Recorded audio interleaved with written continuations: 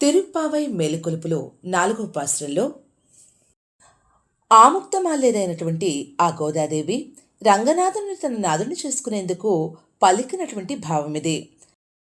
మండలాకృతిలో వర్షించేటువంటి మేఘమా, ఓ వరుణదేవా, దయచేసి నీవు నీ చేతిని ముడుచుకోవద్దు, విస్తారంగా వర్షించు.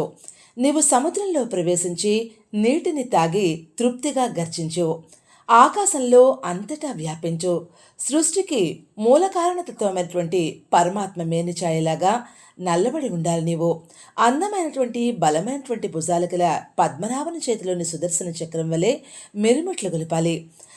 శ్రీకృష్ణుని చేతిలోని దక్షిణావర్త పాంచజన్య శంఖంలాగా నిలిచి పెద్దగా ధ్వనిస్తూ ఏమాత్రం ఆలసింపక స్వామి చేతిలోని శాంగం నుండి వెలువడేటువంటి బాణాల పరంపరలాగా వర్షధాలని కులిపించు. అప్పుడు మేం కూడా మార్గశిర స్థానాన్ని చేసి ఆనందిస్తాము అంటూ ఈ పాసురంలో పద్మదేవుని గోపికలు ప్రార్థిస్తూ ఉన్నారు.